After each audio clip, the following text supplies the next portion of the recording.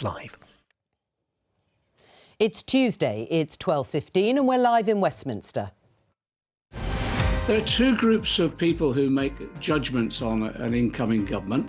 One is the international markets, the money markets, of course, but actually the most important people are the electorate. Downing Street says the Prime Minister has full confidence in his Chancellor and she'll be in post for the whole of this Parliament. But is Rachel Reeves's economic strategy working? Growth is the challenge and investment is the solution. Investment in new industries, new technologies and new infrastructure. That was last autumn. But are the Chancellor's plans to borrow tens of billions of pounds for investment to tackle climate change still affordable? Not all cultures are equal. We should be very careful about who is coming into this country and the scale of immigration.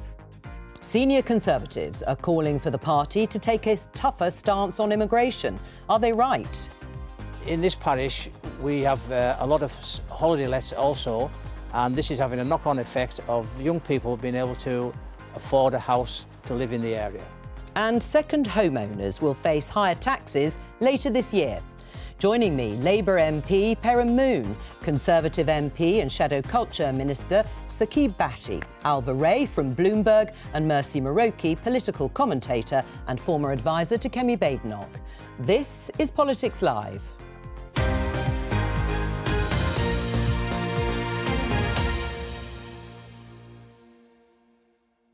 Well, the Chancellor, Rachel Reeves, makes a number of the front pages in terms of her future. Let's have a look at a few of them. The Daily Telegraph. Prime Minister throws Reeves's future into doubt. This is in response to answers he gave yesterday at a press conference. The Daily Star says, should we be popping out for another lettuce? This is a reference to whether a lettuce, a previous one, or Liz Truss as Prime Minister would last the longest before the lettuce wilted. And finally, on the front page of The Guardian, Starmer backs Reeves and warns of ruthless public spending cuts. Now, all of those headlines refer, as I say, to this press conference as to whether Rachel Reeves would and should remain Chancellor for the whole of this Parliament. Keir Starmer declined to answer the question directly, but did say that she had his full confidence and was doing a fantastic job. So I'm going to put the question to the panel, starting with you, Perrin. Will Rachel Reeves still be Chancellor by the end of this Parliament? Yes, I think so. I think she will. We've got a long-term strategy to get growth back into the economy. We've trying to fix so many challenges across government after 14 years of chaos from the Conservatives. We're fully behind Rachel Reeves and Keir Starmer's plan to do that. Right. And should she stay in place? Do you think her economic strategy is working? Yes, I think it is absolutely the right strategy. This is a long-term plan, and it's something that we have talked about before the election, and people voted for change, and that is what we're going to deliver. Will the Chancellor, Rachel Reeves, still be in post at the end of the Parliament, Saqib? I think it's hard to see how that's possible, Jo. Look, ultimately, that's a decision for Keir Starmer. He's backed her very belatedly, by the way, yesterday. You know, and ultimately, though, this is a crisis that has been born out of Downing Street. Number 10 and number 11 have done this together. I think she's fighting for her political survival today. Right. I mean, obviously, I think Saqib's probably judging Labour politicians on the same way that he did Conservative politicians. We're absolutely not in the game of short-term changes, chasing headlines. We're in this for the long term. We know that the Conservatives chopped and changed. Chancellors every 5 minutes. It's not going to be the case with Labour. We're in it for the long term. Well, Perrin, it's not actually my judgment. It's the judgment of the debt markets, and their verdict has been damning. We've got, debt, interest rates on debt, long-term debt, highest in 30 years. I mean, they have delivered their verdict, and we should be very, very clear. She's off. The reason she's in this position is because she and Keir Starmer have boxed themselves in. She's probably going to end up breaking her fiscal rules. She's borrowing something like £32 billion a year, right. £70 billion worth of spending. It's just unsustainable. The debt markets are saying it. You're shaking your head. No, I mean, the debt markets, if you look at what's happening in the States, we're in a particular position with a new president coming in. There is some market movement, but actually, if you look what's happening globally, it's very, very similar. We've got a specific plan to get growth back into the economy. We've seen levels of private investment being announced over the last few months, and that will Right. I mean, interestingly, former Conservative Chancellor Ken Clarke was asked about what was causing this spike in borrowing costs, and he said it was the world financial situation that was the main problem. He goes on to say, I think if Keir Starmer was to sack Rachel Reeves at the present time, it would demonstrate that Keir Starmer has less skill and political nous than I have. Was you wrong? Well, look, first of all, there is, of course, if you look at the debt markets, I'm only stating fact, the global debt market, there is a sell-off in global bonds, but the differential in rates between what Germany's selling it for and what the UK is selling for is very, very different. We are in a very, very difficult situation, and the verdict from the debt markets is damning. Alva, will Rachel Reeves still be Chancellor at the end of the Parliament? I think it's a good question, and it's a harder question to answer than is she in trouble, which is yes. I mean, she really, really is. Everything that Saqib was just saying is completely right, and it's obviously true to say that there are global factors influencing this, but some of this is quite specific to the UK, and Rachel Reeves has had a personal hand in some of it, in that she just didn't leave herself very much headroom in the budget, so she didn't leave herself much extra cash. So rather than these fluctuations happening and having enough space to handle it, basically, any time these markets move, she sort of is breaking her own rules and at risk of having to cut spending, which would be really difficult. And so, obviously, she's hoping that if she just waits, things will calm down again. But this happened right after the budget, and then that spike reversed. But she's in a really, really tricky position. That was within her control, how much headroom she gave herself, and also just like the impact that she's had on business confidence and consumer confidence since she became Chancellor has been quite tricky. It's really, really bad for her credibility. But I think that question that you asked about what will actually happen to her is much more complicated because Keir Starmer is so sort of binded to her politically. I've been talking to loads of MPs about this, and I think just for a lot of them, they think it would leave Keir Starmer himself quite exposed if he lost his Chancellor. So I'm really not sure which way it will go, but I think, you know, as Ken Clarke says, I think it would maybe look like even more of a panic if he lost Rachel Reeves, but I don't know if that will hold until the end of the Parliament. Well, interestingly, Mercy, just before I come to you, BBC News is saying that the pound and UK borrowing costs have shown signs of stabilising after a turbulent few days.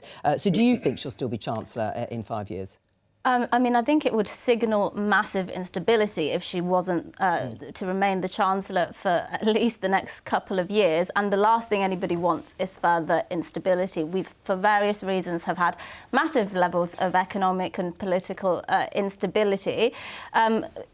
People voted for a Labour government, and Labour was promising change. And, you know, if we're talking about change from what we've experienced over the last few years, then of course everybody needs stability, whether that's people, households for their own finances, whether it's the money markets, you know, businesses as well. Businesses here at home desperately need stability. So for me, it would be very odd for Keir Starmer and Rachel Reeves to have stood on this manifesto promising the economic platform they did, only to kind of backtrack and for him to sort of sack her a year into it. Are the Conservatives actually calling for Rachel Reeves to resign? Look, my view on this is very clear. I think this is a decision for Keir Starmer to make. But for me, well, you know, that's true. But are you calling? I mean, you've set out a pretty damning sort of indictment of Rachel Reeves. Are you saying she should go? So no, my view on this actually is, and it's kind of what Mercy said, which is I worry about the people who are, you know, remortgaging, the interest rates, all those kind of things. Yeah, but this actually, is not the same as Liz Truss in terms of what's happening to. I think she's in a worse position actually, because she's really boxed herself. Position than Liz Truss. There are no good options for Rachel Reeves, right? Rachel Reeves now has to decide whether she embarks on a period of austerity, and the Labour MPs have to be honest about that, or she raises taxes. So should she go? Options. Well, look, I think Keir Starmer's going to have to decide that. I'm not going to make those judgments for him. Final word to you, Perrin. I mean, it's utterly extraordinary to equate Liz Truss's position with that of. Well, the debt rates are higher. It's a complete nonsense. You know, we've been elected on a mandate for change. We have a clear strategy. It is going to take some time, Jo. It is going to take time for us to turn around. It's whether she has the time, of course. And well, you know, we 100% support both Keir and Rachel. All right. Well, let's move on. although I should say that Rachel Reeves, the Chancellor, will be up in the Commons this afternoon giving a statement after her recent trip to China, which the Conservatives said she shouldn't have embarked upon when all this turbulence, as they see it, is going on. Let's talk to Paul Johnson, the Director of the leading economic research group, the Institute for Fiscal Studies. Paul, before we get on to plans for extra borrowing, on the back of this discussion, which you've probably heard part of, do you think the markets have lost confidence broadly in Rachel Reeves's economic strategy? No, I don't really think that's what this has been about. This has clearly been driven by what's been happening in the US and the scale of the debt and problems that Rachel Reeves inherited. It is the case that our debt interest rates are much higher than they are in France and Germany, but that's down as much to the external deficit that we have, the fact that we have a very big trade deficit, the fact that we are reliant on international investors really to buy our debt. I do think that there have been some problems with Rachel Reeves's strategy. She did increase taxes a lot and spending by even more back in the budget. So we've got even more debt to sell this year. And the fact that those tax increases largely fell on business won't have helped, but is the bigger part of the reason that we're seeing these increases in debt interest down to what she's done? No, I think that's largely down to the broader state of our public finances and our relationship to the costs of borrowing in the US. Do I think a bit of it is down to some of what she's done? Then yes, but I think it's the smaller bit. All right. Well, in the October budget, which we are talking about to some extent, Rachel Reeves also announced plans for extra borrowing over this Parliament, an additional £100 billion over the next 5 years for investment spending and to make Britain a clean energy superpower. With the cost of borrowing rising, hitting a 30-year high, is that still affordable, Paul? Well, it's clearly more expensive than it otherwise would have been, but that's not the bigger part of the problem that we're facing. We are spending well over £100 billion a year on debt interest at the moment. So that is a huge cost, and that is something that's creating problems for the whole of the rest of the public sector. Now, the increases in, against the level of capital spending that we were spending last year, we're not actually increasing spending at all. The increases were against the plans for cuts that were there in Jeremy Hunt's last budget. So I think that's important to get clear about the baseline. Whilst the plans went up, they only went up to maintain spending on infrastructure and investment at the same level as they were last year. They do involve more borrowing, that is for sure, and that is one of the contributors to the increased cost of borrowing, and that is there are clearly limits to that. But I do think actually one of the few positives actually of the budget back in October was, for the first time ever really, a Chancellor coming into office facing a big fiscal problem did not cut investment spending on the basis that in the long run, investment spending should be good for economic growth. Right, but is the amount that she is planning to borrow sustainable against the backdrop that you have just explained?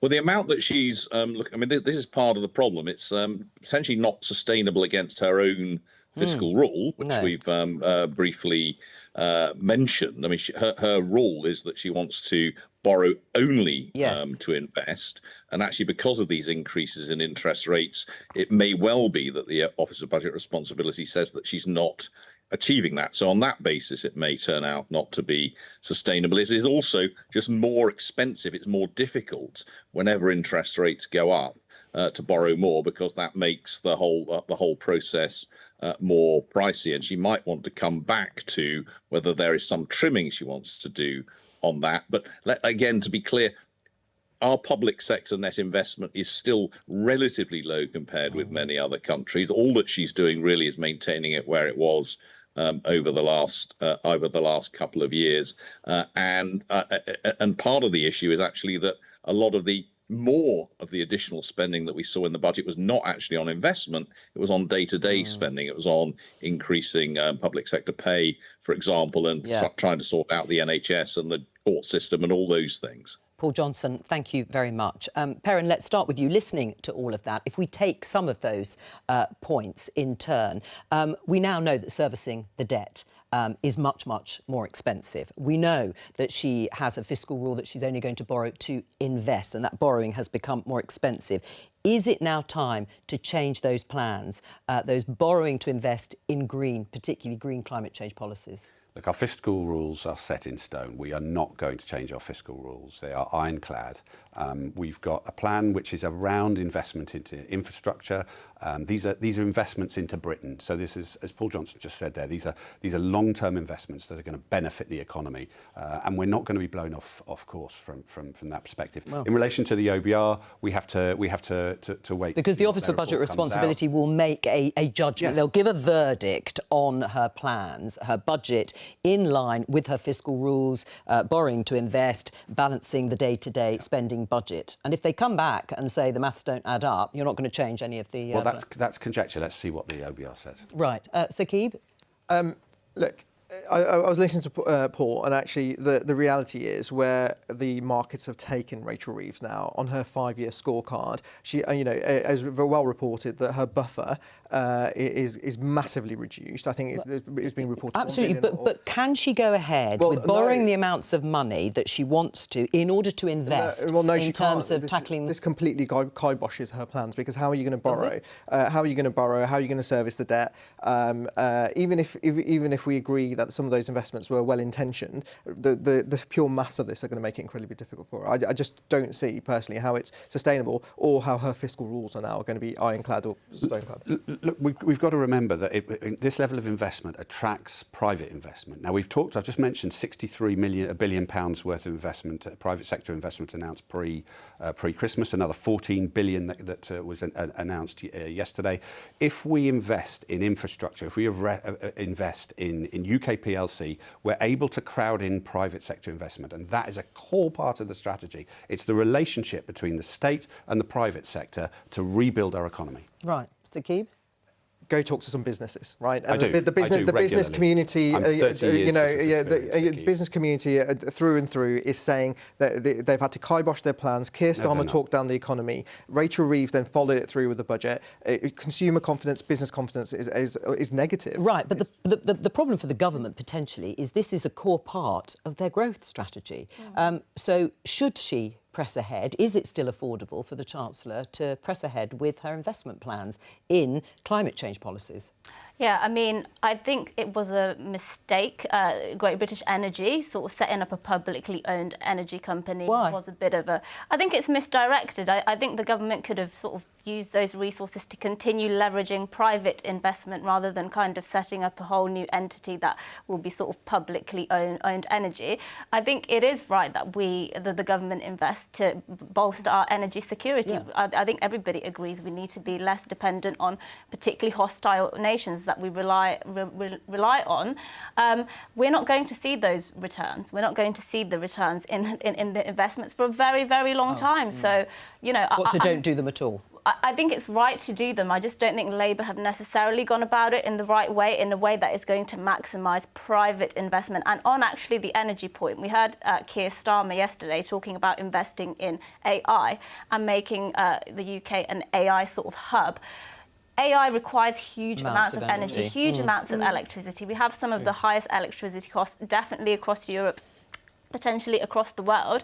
There's no real long-term thinking about how the investment into AI, how they're going to manage that with the high electricity costs and how they're going to bring that down. Well, the promises are that things like GB Energy are supposed to bring bills down eventually, although we don't know quite when or by how much. Yeah, and I mean, to Mercy's point, I mean, the thinking behind something like GB Energy is that, you've got £1 of public investment for about £3 of private investment, that you are trying to attract that private investment. I actually would be quite surprised if the government substantially reduced its investment in green spending, because, as you say, Rachel Reeves is just desperate for growth. That's the thing that will save this whole situation for her and probably for Keir Starmer. As we were talking about whether she would still be Chancellor in 5 years, I was actually thinking probably the question is whether Keir Starmer will also be Prime Minister in 5 years. They're so interlinked that, there would still be a Labour government. But I think if she falls, he falls. And I think, so the things that they're doing for growth are the things they'll prioritise. I actually think the bigger question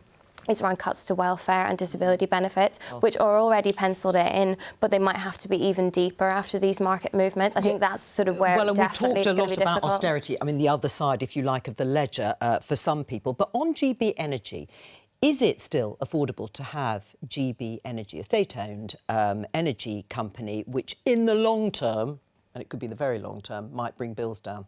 Jo, I was on the GB Energy Bill Committee. It is absolutely the right thing to do. Let me just, talk about crowding in private investment. If I can come back to where I'm from in Cornwall, we've got massive opportunities with floating offshore wind, with geothermal energy, with tidal energy. We've got huge resources of critical minerals such as lithium and tin. It's the right thing to do in terms of investment. Investment is already going into places like Cornwall. It's the right thing to do for jobs in areas such as mine, which have very high levels of deprivation. It's the right thing to do for climate change as well. Right. To help us. But if you look, I think you were referencing, Mercy, business leaders. The Daily Telegraph, British industry faces extinction because of net zero. This is Jim Ratcliffe, who heads up INEOS. INEOS's boss warning comes after closure of Scottish manufacturing site with loss of 80 jobs. And that is because of soaring energy costs and this shift to net zero policies. But look at those soaring energy costs. If you look where our energy reliance at the moment, it is about energy security. Our move away from a reliance on fossil fuels from bad actors, and the focus on making sure that we've got much more control, much more security of our energy is precisely why this is the right policy for Britain. Mercy? I mean, I don't think there's many people, and actually the Conservative Party had a great track record in terms of leveraging private investment in energy and had a great environmental record as well. So I think even the Conservative Party, for the most part, is agreed that there needs to be long-term investment into energy. Maybe, it sits perhaps not as well with some people these days because of the amount of money that is needed to be injected into public services, into the day-to-day things that sort of people see very viscerally, like education, like health. And I think it's perhaps a bit disingenuous at the moment of the government to not be very honest with the public that there needs to be cuts, massive cuts actually, and I think those cuts will eventually have to come with things like to DWP, and there's 2.6 million people in long-term sickness off work. There needs to be some sort of plan from the government about how they plan to. Do you accept that there'll have to be massive cuts in welfare? No, because these investments into things like education, into things like the work well programmes that we have, into the NHS, they're investments in the economy as well. Employers are paying huge amounts in sick pay at the moment for people waiting to get looked after in the NHS. We've got massive challenges around the NHS. We've got massive challenges around the public sector generally, dealing with the strikes, getting people back to work is an investment in the economy. £15 billion the welfare budget is expected to increase by 2029. So how are you going to mitigate that as a government to get people back into work? We have to improve productivity, and you cannot improve productivity while people cannot get to work or they're sitting at home because they're unwell, because the NHS isn't fit for purpose. The reality is that the cuts are coming to the welfare bill anyway, even before all these market movements, because Labour basically inherited cuts from the Tories and said in the budget that they would match them. They just haven't said how they're going to do that yet, and they've kind of kicked the can down the road a few times. But in the spring, we are going to see the beginning of cuts to disability benefit, which I think will just be really, really tricky for people like Perrin to come on to shows like this and defend. Really, really tricky and completely unavoidable. And it could be even worse after these market movements because they'll need to make more cuts. And what do you say in response to the IFS, who we've just had on, who say that £12 billion of savings, which is what the previous Conservative government had outlined in welfare savings, were, I think they said, difficult to the extreme? Well, look, I think Rishi Sunak was very clear in the election that this was going to have to happen. The welfare budget was ballooning. We knew that, and there were going to have to be tough decisions on that. What has changed over the last week and a half is with that buffer going down, those cuts are going to have to be deeper. And, we saw the briefings over the weekend. The rolling of the pitch has already started. The disability cuts are coming, and they might be worse. Right. I mean, just briefly, before we do move on, John McDonnell, former Labour Chancellor under Jeremy Corbyn, called for more taxes, a wealth tax. Higher income taxes. I mean, that is the other alternative, of course, in terms of raising money.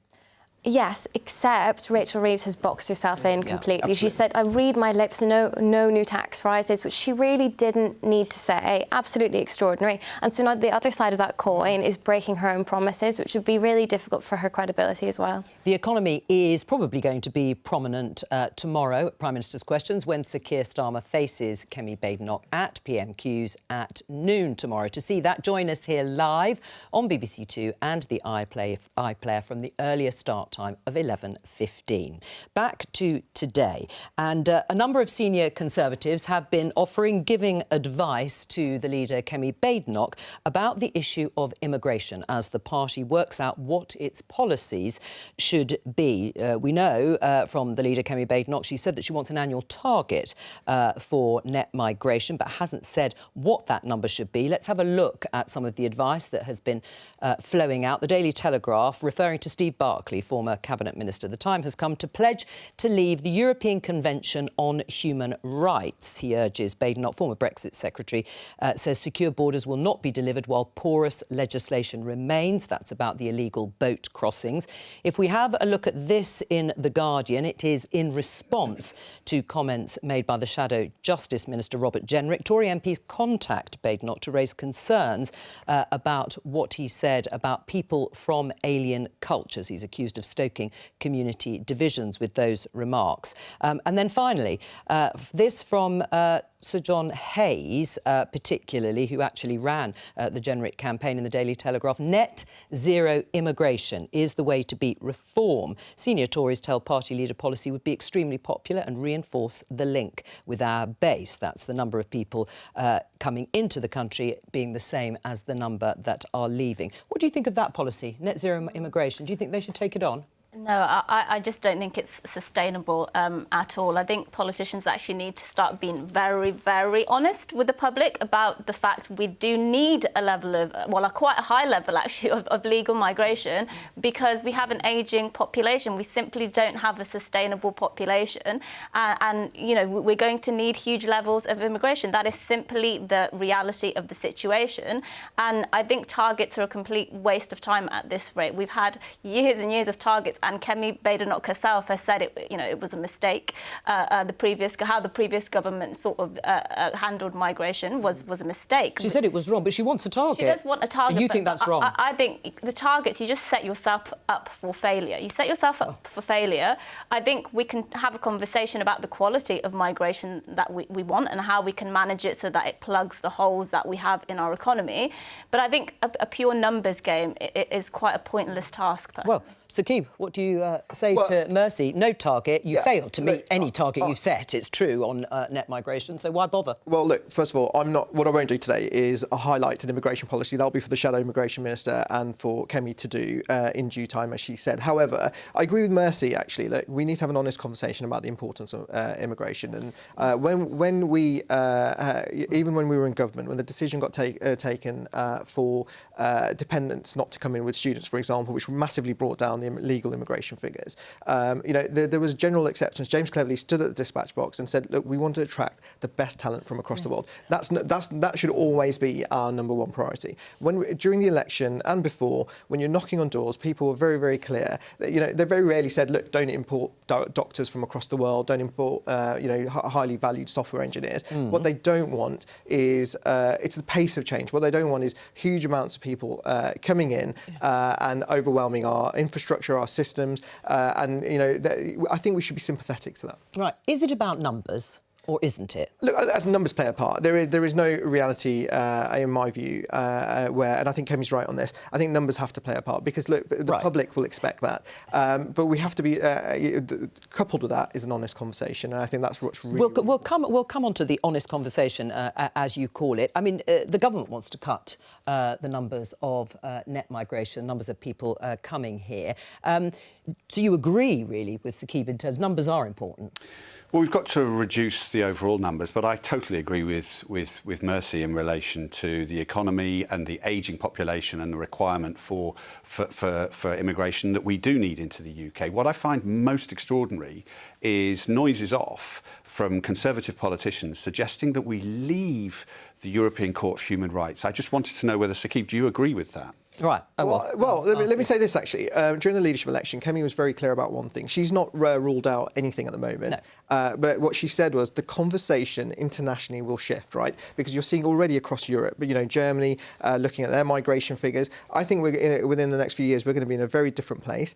Kemi did an interview yesterday where she was very clear, it's not just about the European Convention on Human Rights. But should we leave it? Do I think we could do our own Bill of Rights? Probably. You rewrite the agreements in Northern Ireland. What Kemi was very, very clear about is you also have to look at the domestic courts and what is the reality the Good Friday Agreement. And what is the reality about how law is being implemented. And the Conservative governments in previous years have looked at this issue. I want to go back to the comments that were made by Robert Jenrick, the Shadow Justice Secretary, and they were explained in a tweet, which I'll come to in just a moment, but he was responding to all the discussion and debate around the grooming, rape gangs. It was in the context of calling for a national inquiry, which the Conservatives have done into those grooming gangs. They, of course, have been high-profile cases in a number of towns and cities across the UK, and in many of those cases there were British men of Pakistani heritage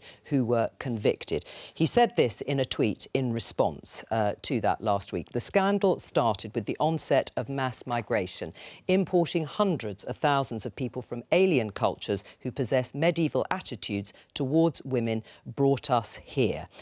Just in response to that, are you comfortable with that language where he talks about people from alien cultures who possess medieval attitudes towards women? Well, look, as a British Pakistani male, I can tell you that is not the kind of language that I would use. And I think the reality is, I've been quite vocal on this, actually. There are a number of things I'd say on this. First of all, the number one issue on this is around the victims. We really need to remember that as politicians and as legislators. It should always be about the victims. And I think I've called for a national inquiry. I think we should know. I think we should know, is there a correlation between what's happened in Rochdale, what's happened in Rotherham, what's happened in Telford, very geographically different parts of the country, and why there were such high numbers. And I'd like to know what the truth is. Were there officials who weren't addressing the issue because they were worried about wokeism or racism or whatever the other issue is? And I think Kemi last week at the Dispatch Box was very, very good, because she recognised that there's lots of British Muslims and British Pakistanis who are law-abiding, who are patriotic. So is he wrong? Because he sounds like he's talking about a whole culture or complete countries importing hundreds of thousands of people from alien cultures who possess medieval attitudes towards women. Was he wrong to say that? Well, look, as I said, Jo, that's not a language I would have used, and I think we have to be very, very careful as legislators when we embark on this narrative, because ultimately we have to remember this is about the victims, and the victims deserve justice. And by the way, last week I was aghast, even Keir Starmer saying anybody who wants an inquiry is part of the far right. You do not address the far right by evading this issue. You have to hit it head on. And of course, the conversation's moved on now. Right. You've got Sarah Champion, you've got Rochdale MP, but let's all calling for national inquiries. Are they far right? Right. I mean, it hasn't been called out by Kemi Badenoch herself in terms of the language that's been used here. In fact, I think we can hear a bit of Kemi Badenoch herself talking about immigration. Let's have a listen. We need to emphasise the things that we share. Being British, British values, the things that we talked about, freedom, equal rights, personal responsibility, not discriminating people because of their sexual orientation. There are some cultures that do that. I don't think that a culture that thinks gay people should be stoned is as valid as ours. This is not a controversial thing to say. It is our job to make sure that the people who come into the country are people who love this country, who want it to succeed. Kemi Badenoch there talking to my colleague Laura Kunsberg. This headline in The Guardian is referring to an article or an interview Kemi Badenoch gave to GB News, in which she said grooming gangs made up of peasants from sub-communities. Again, is that the language that you would use? Well, look, I watched her interview yesterday, and what she was talking about was minorities besmirching the rest of the community, and actually what she was talking about the peasant class and things like that. I think there's a lot more nuance to this, a lot more detail. It cannot be summarised in a headline. Alva? I mean, what those grooming gangs did was absolutely disgusting. And I think probably people should focus on speaking about them rather than making broader generalisations about whole communities, which is clearly sort of much less helpful. But I think what's really going on here is that the Tories are really spooked by reform. And, you know, there's a new poll out today that shows Reform 2 points, I think it is, right below Labour, having overtaken the Conservatives. You have people like Robert Jenrick basically trying to pull the party to the right to get some of those voters back. But it's so difficult. You can see from Saqib's reaction that all these calls for, you know, leaving the ECHR or whatever would just split the Tory party. And, you know, as they move towards reform, there are all these other voters who've moved to Labour who they wouldn't win back. I think the whole political establishment right now is quite freaked out by Farage and reform. It's all anyone in Westminster talks about every single day. But I think that's Oh, Labour people too, behind the scenes. I think you'll find they are worried informed too. But anyway, yes. Just on that point, like, the reason I call for national inquiry, and I agree with the calls on that, is not any of that, actually. It's because I've got 2 sons. I don't want them growing in a society where the aspersions are cast on them. If I had a daughter, I want her to grow up in a society where if God forbid something were to happen, she can go to the authorities and she would have the support. That's what this is actually about. And I think that is the right thing to do. I think Keir Starmer made a huge mistake last week. It was bad politics. And because he did make it political, by the way, it has to be about victims. The Tories made it political too, though, with the Wrecking Amendment. Yep. You know, when the Tories as well didn't enact any of those recommendations, and Kemi Badenoch hadn't actually talked about grooming gangs in the chamber before that point. You know, it's quite grubby politics on all sides, and actually, you know, the fundamentals of the grooming gangs things did not change last week. It's been urgent and important and really, really disgusting and serious and awful for those victims for such a long time, and it was all just spurred by things that Elon Musk said on Twitter. Labour has clearly not been very good at saying there was already a national inquiry. You know, I don't think that people at home watching have got that message. But it's just all really, and I think Labour will be tarred for a really long time by this idea that they voted against an inquiry into grooming gangs. I just think that there's like quite low public literacy on these things. But the Tories, Labour, Reform, it's all been pretty grubby, I think, to be honest. But what do you think then, Mercy, that Robert Jenrick and Kemi Badenoch are trying to say about the sort of people that they would like to come into the country? Because Kemi Badenoch has also said that not all cultures are equally valid. And she goes on to say in this interview with GB News, it is referring to people who might have been involved in grooming gangs. You know, people who are very, very poor, sort of peasant background, very, very rural, almost cut off from even the home origin countries that they might have been in. What is it that they are advocating then in terms of immigration? Well, I think there is a problem that they're pointing to. I don't condone that kind of language. I think we need to detoxify. We need to detoxify the debate around immigration. We've seen what can happen when community relations and relations between different ethnic groups are not what they should be in this country. You know, riots literally, quite literally erupt onto the streets. So I think we need to be careful with language. However, what I would say is that we do have a problem with integration in this country, insofar as we really don't have an integration policy at all. And so you do end up with people coming here who, many of whom decades later have not even learnt the language, for example. Many people do come here with views that are not necessarily British values. But I think it's one thing saying we need to integrate communities better, and I think that's a very valid point. But I think you need to be quite careful, because how do you police that? You can't say we're only going to accept people to come to this country if they agree with this, that and the other. Who's going to police those? What are credible beliefs?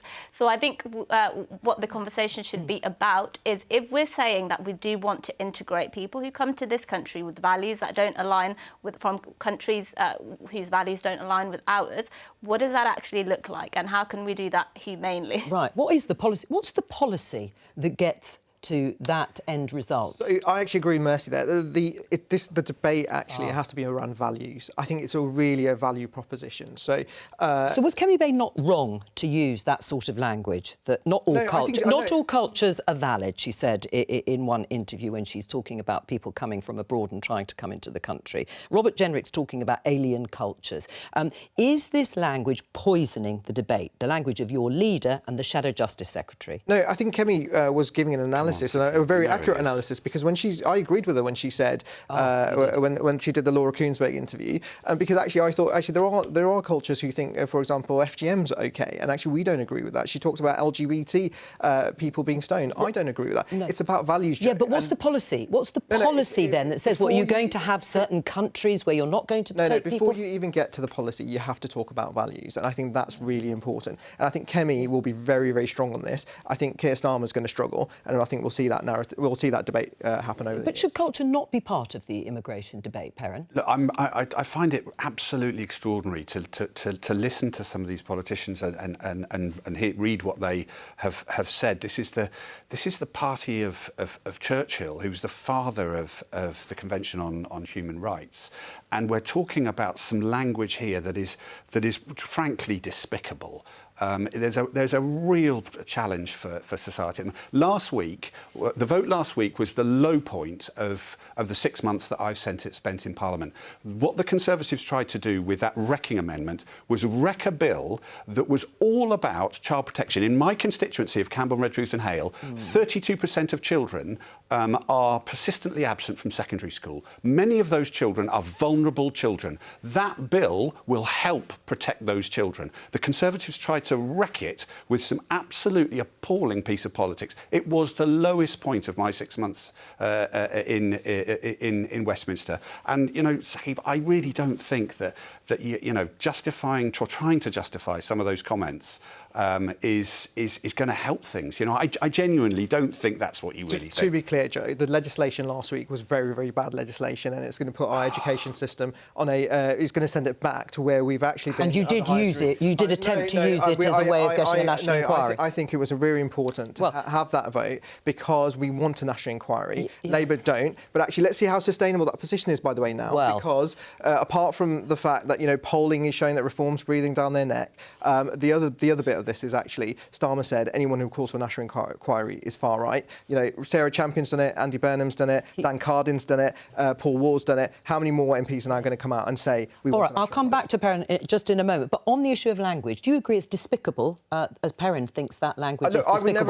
I would never have used the language that Rob used. I think it's much more nuanced than that, and I've been very clear on that. But I think Kemi made some really important analytical points in that interview and also last night. Right. In terms, though, of the national inquiry, I mean, as Alva said, do you think that is the wrong decision by Labour not to have a national inquiry when it's been called for locally in Oldham and there are many MPs who want it? I want this Labour government to focus on protecting vulnerable children. We've had the J report, right? There were 20 recommendations that cost hundreds of millions of pounds, which the Conservatives have done nothing with. I want those recommendations implemented, and I want to work with the Home Office to get those recommendations implemented as quickly as possible, because that's the way that you protect vulnerable children. Right, and what are you going to do now in terms of pushing for your calls for a national inquiry? Well, look, we will continue, of course, and, you know, ultimately the call will be from Kemi in terms of deciding what the next bit of this will be. But actually, I think Labour MPs are going to start calling for national inquiries. We're already seeing that. The dam's already broken. They've gone back to their constituencies. Their own constituents want this. And actually, if you want to protect young girls, the best way to do that is to have the data, to have the information, and understand why it is in Rotherham, in Rochdale, in Telford, in Aylesbury, in all the places that Kemi mentioned. Why did this happen, and why was it not dealt with earlier? Right. To return just briefly, though, to the rhetoric that is being used on the issue of immigration, is this, do you think, purely political in terms of trying to meet the sort of demands, if you like, from reform? Well, I mean, I feel like we talk about this every single time I'm on because it's such a prevailing issue. Like, immigration, as Mercy said, is filling all of these gaps in the labour market. And Labour has this policy of trying to sort of upskill people and train people here in the UK so that eventually, in the longer term, more British people will be doing those jobs and we won't be so reliant on immigration in the care sector, for example. But that's so long term. And, you know, the Tories struggled to bring immigration down. Labour is struggling to do it now. And then we have this sort of fictional debate around the edges, as though by just sort of setting a target or sounding tough on it, it will make much of a difference. And I think actually Labour is doing all sorts of things sort of closer to the source point. You know, there was a deal with Iraq yesterday of sort of the beginnings of talks about a direct returns agreement. Like, Iraqis are, you know, one of the most common nationalities coming over in small boats. It's probably a lot of sort of more technical stuff like that that could make the difference on immigration, but the sort of the rhetoric around it is just spiralling off in a completely different direction. And then I think, you know, like the grooming gang stuff is so serious and it's become a debate about immigration rather than about listening to women and girls, violence against women and girls, which happens in all cultures. Thank you to all of my guests today. You can see we ran out of time to talk about second homes. It does happen occasionally on the programme, but I'll be back tomorrow at 11:15 with more.